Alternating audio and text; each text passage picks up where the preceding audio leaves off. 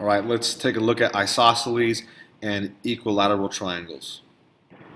Let's start by looking at an isosceles triangle. As you may know already, an isosceles triangle is any triangle with at least two congruent sides. That means it has at least two congruent sides, but it can have more, of course. It can have a third congruent side, but oftentimes we just call that an equilateral. We'll get to that later. Isosceles triangle, at least two congruent sides. These two sides are called legs. And the third side that is not congruent is called the base. Now this angle up here opposite the base, you see opposite the base, is called the vertex angle.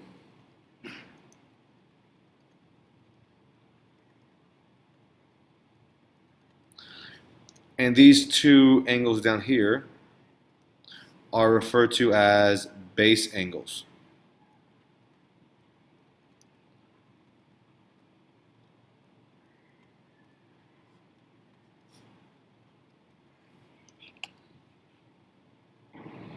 All right, let's look at the base angle theorem first. So this is still with isosceles triangles, as you see here, but we're going to look at base angle theorem. So basically stated, the base angles of an isosceles triangle are congruent. The base angles, again the angles just above the baseline, are always congruent.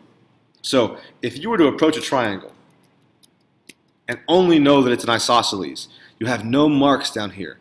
What you could know now, I'm going to redraw that arrow. That was ugly. Again, yikes. You know that these are congruent. Again, if all you know is that the sides are congruent, you know that the angles opposite those sides, otherwise known as the base angles, are congruent.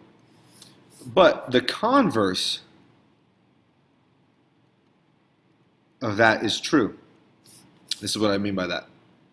If you were to walk up to a triangle and only know that these two angles are congruent, you could therefore know that these opposite sides are also congruent.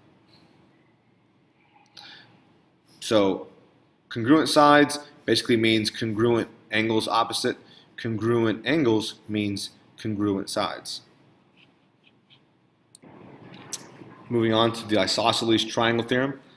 The isosceles triangle theorem states that if the angle bisector of the vertex angle,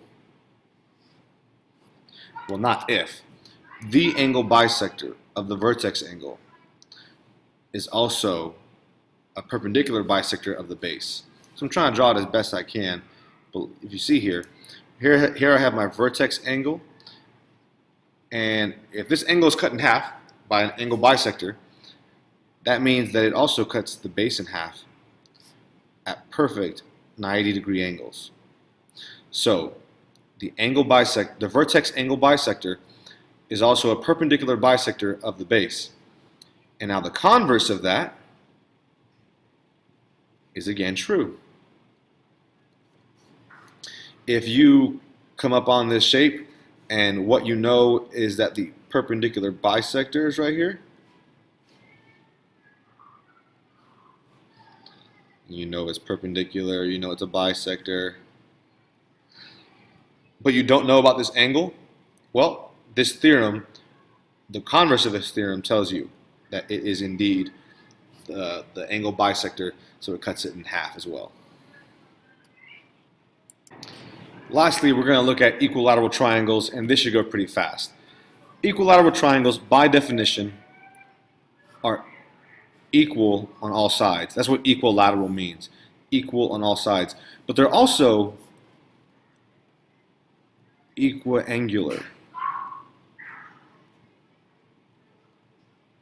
meaning all of its angles are also congruent. And if a triangle has all three of the same interior angles, we just basically divide 180 by 3. equilateral triangles and equal angular triangles, their angles are always 60, 60, and 60. All right, that's it.